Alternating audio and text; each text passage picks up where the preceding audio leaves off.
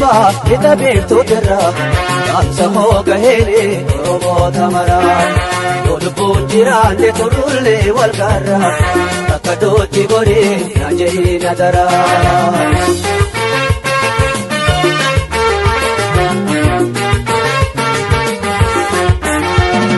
Arrayyuu jalqabii shama waliin gahii bara walaas gorii kamiseen kulay mormor gamaa cahee bahii waan baraate bibdambi dolloo gidaamiif najjootti namuudhaan fedhee oduu isaanii dabeeka adaraa kiraafee.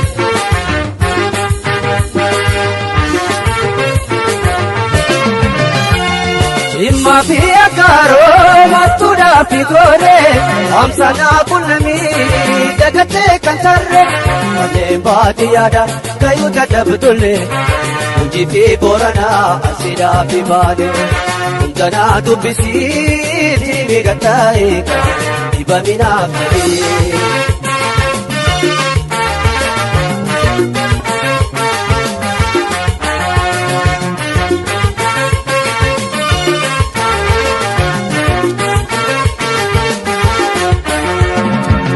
Baay'ee qaba ita beektotirra yaamsa hooga heene Oromoota maraa dhiyootiin injifannoon wal qunnamuuf jirra ja'inaatti himee hawwiif yaada garaa.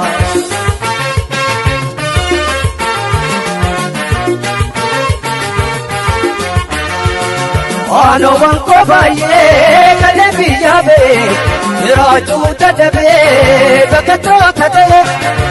Diyaaf jabuuti Suudaanii rakkatu addunyaa cufannaa fi meeqa dirmatu meeqatu dhabamee akka bahee na beeka lafa meene kufee.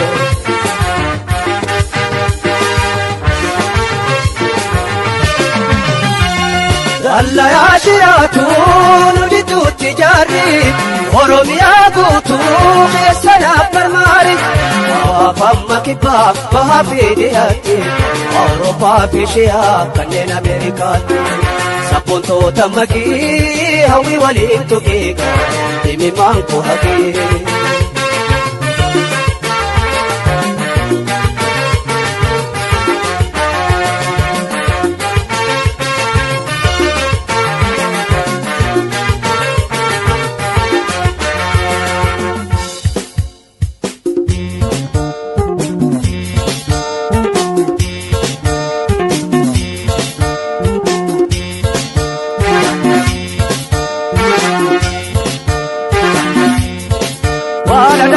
Koya sarriti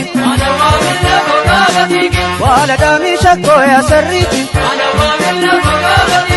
awan kenya keessa kuma kaalamoota ilkaan keenni goda tuma moodaloota toliif yoo tuma tortori awan keenya kuma maaliif kaalamoota ormeen kaanaa dhufe bileessi darbata.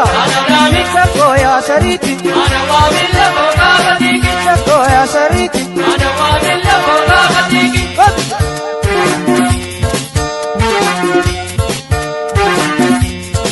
wala damisha koya sariti wala damisha koya sariti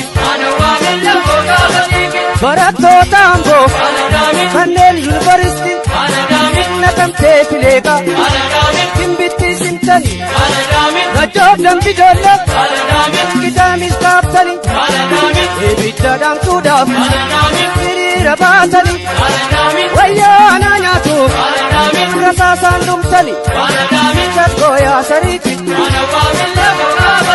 shakkooyaa sariiti.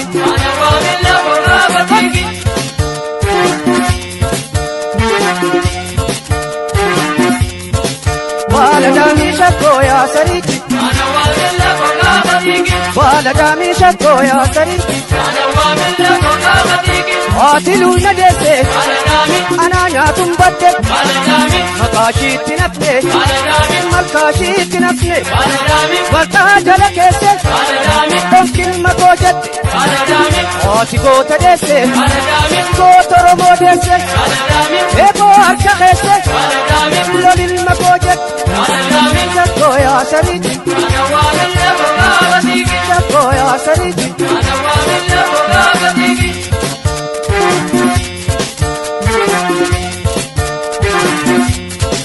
wala dami shakko ya sariti wala dami shakko ya sariti illa la gondoro mollala addunyaa ranjirtu bilisummaan tola